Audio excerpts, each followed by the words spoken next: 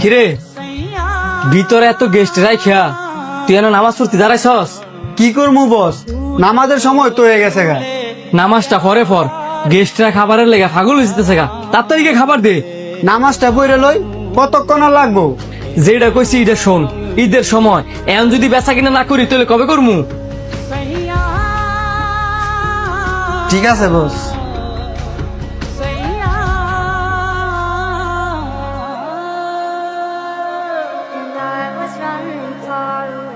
Sir, আপনারা 10টা minute বসেন, আমি নামাজটা পড়ে আসি।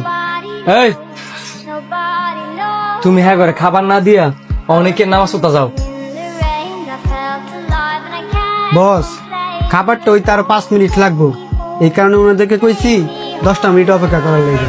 খাবার দিতে 5 মিনিট লেট হইবে দেখা তুমি এদের কেমনে বসায় রাখবা? খাবারটা দিয়া পরে তুমি নামাজ পড়তে যাও।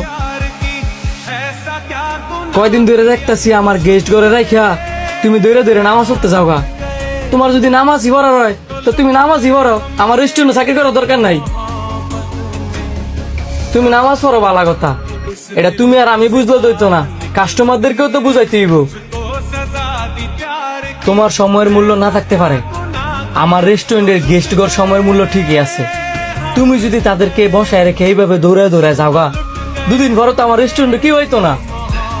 বস, আপনি যদি আমার নামাজের সময় না দেন, আমি আর এই রেস্টুরেন্টে চাকরি করতাম না। সুন্দর কথা কইছ, আমি তোমার নিজেই না করতাম, আর তুমি যেহেতু নিজে থেকে কইছ এমনি আমার রেস্টুরেন্ট থেকে বেরিয়ে যাও। যাও। কিরে বন্ধু, তুই আমার কোন রেস্টুরেন্টে লই এলি? যাই কিনা নামাজ পড়তে বাধা দে। আরে এলে নিজেও তো নামাজি, এই যে ওয়েটার গুলারে দেখতাছস না, এলে এই নামাজি বানাইছে। এখন যে আবার কে লেগে নিজেই নামাজ পড়তে বাধা দিতেছে, এটা তো বুঝতাম পারতাছি না। মানুষের জন টেয়া পয়সা না থাকে তখন সারাদিন আল্লাহরে ডাকে, আর মানুষের জন টেয়া পয়সা হয়ে জায়গা তখন আল্লাহ কেডা ভুলে জায়গা। আমরা মানুষ বড়ই বেঈমান, যে আল্লাহ দিতে পারে হে আল্লাহ নিতেও পারে। যেদিন দেখবি আবার অভাবে পড়বো সেদিন ঠিকই আল্লাহরে ডাকবো। কি ব্যাপার ভাই, আপনার রেস্টুরেন্টের এই অবস্থা কে লিগা? সবই ভাই আল্লাহ তাআলার ইচ্ছা। আমার রেস্টুরেন্টটা প্রায় বন্ধের পথে। এমনটা হবারই ছিল। আপনার কথাটা আমি বুঝি নাই। বুঝেন নাই? আপনি যে আপনার স্টাফ